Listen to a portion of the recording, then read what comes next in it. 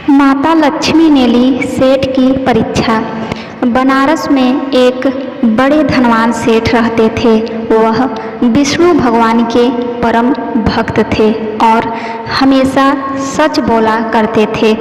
एक बार जब भगवान सेठ जी की प्रशंसा कर रहे थे, तभी माँ लक्ष्मी ने कहा, स्वामी, आप इस सेठ की इतनी प्रशंसा किया करते हैं, क्यों न आज उसकी परीक्षा ली जाए और जाना जाए कि क्या वह सचमुच इसके लायक है या नहीं।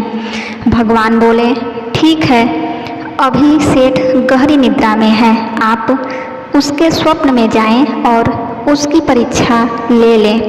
अगले ही क्षण सेठ जी को एक स्वप्न आया।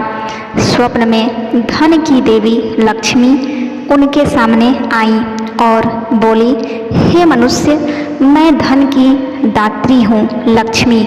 सेठ जी को अपनी आँखों पर यकीन नहीं हुआ और वो बोले, हे माता, आपने साक्षात अपने दर्शन देकर मेरा जीवन धन्य कर दिया है। बताइए, मैं आपकी क्या सेवा कर सकता हूँ। कुछ नहीं, मैं तो बस इतना बताने आई हूँ कि मेरा स्वभाव चंचल है और वर्षों से तुम्हारे भवन में निवास करते करते मैं उब चुकी हूँ और यहाँ से जा रही हूँ। सेठ जी बोले, मेरा आपसे निवेदन है कि आप यहीं रहें, किंतु अगर आपको यहाँ अच्छा नहीं लग रहा है तो मैं भला आपको कैसे रोक सकता हूँ। आप अपनी इच्छा अनुसार जहाँ चाहें जा सकती हैं। और माँ लक्ष्मी उसके घर से चली गईं। थोड़ी देर बाद वे रूप बदलकर पुनः सेठ के स्वप्न में यश के रूप में आईं और बोली, सेठ, मुझे पहचान रहे हो। सेठ, नहीं महोदय, आपको नहीं पहचाना। यश, मैं यश हूँ, मैं ही तेरी कीर्ति और प्रसिद्धि का कारण हूँ, लेकिन अब मैं तुम्हारे साथ नहीं रहना चाहता, क्योंकि माँ लक्ष्मी यहाँ से चली गई हैं, अतः मेरा भी यहाँ कोई काम नहीं है। सेठ, ठीक है, यदि आप भी जाना चाहते हैं तो वहीं सही। सेठ जी अभी भी स्वप्न में ही थे और उन्होंने देखा कि वह दरिद्र हो गए हैं और धीरे धीरे उनके सारे रिश्तेदार व मित्र भी उनसे दूर हो गए हैं। यहाँ तक कि जो लोग उनका गुणगान किया करते थे वो भी अब बुराई करने लगे हैं। कुछ समय और बीतने पर माँ लक्ष्मी धर्म का रूप धारण कर पुनः सेठ के स्वप्न में आई और बोली, मैं धर्म हूँ माँ लक्ष्मी, और यश के जाने के बाद मैं भी इस दरिद्रता में तुम्हारा साथ नहीं दे सकता।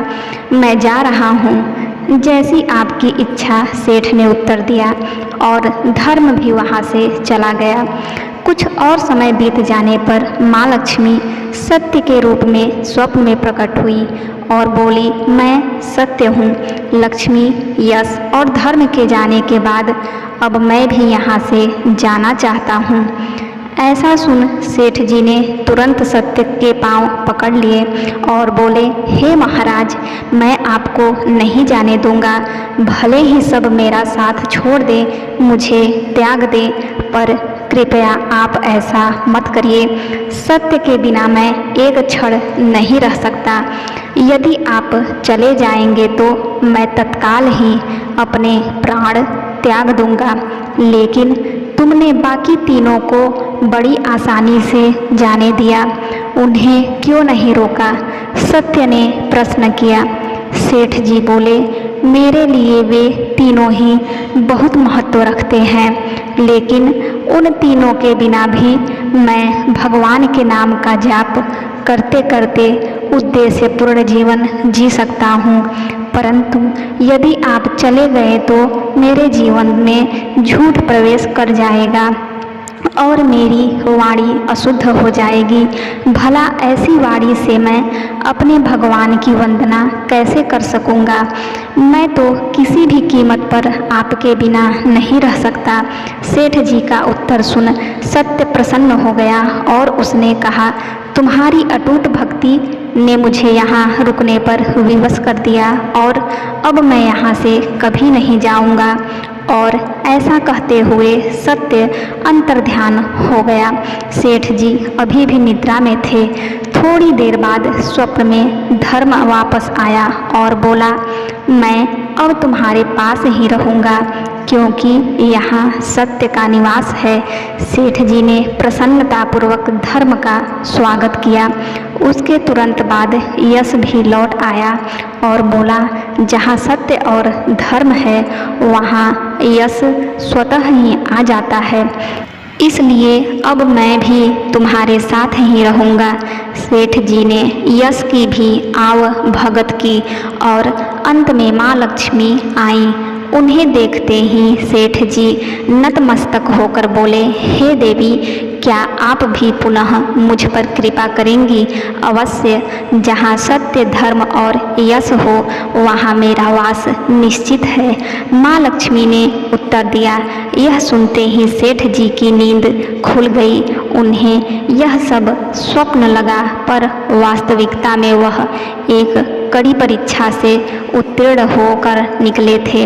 मित्रों, हमें भी हमेशा याद रखना चाहिए कि जहाँ सत्य का निवास होता है वहाँ यश, धर्म और लक्ष्मी का निवास स्वतः ही हो जाता है। सत्य है तो सिद्धि, प्रसिद्धि और समृद्धि है।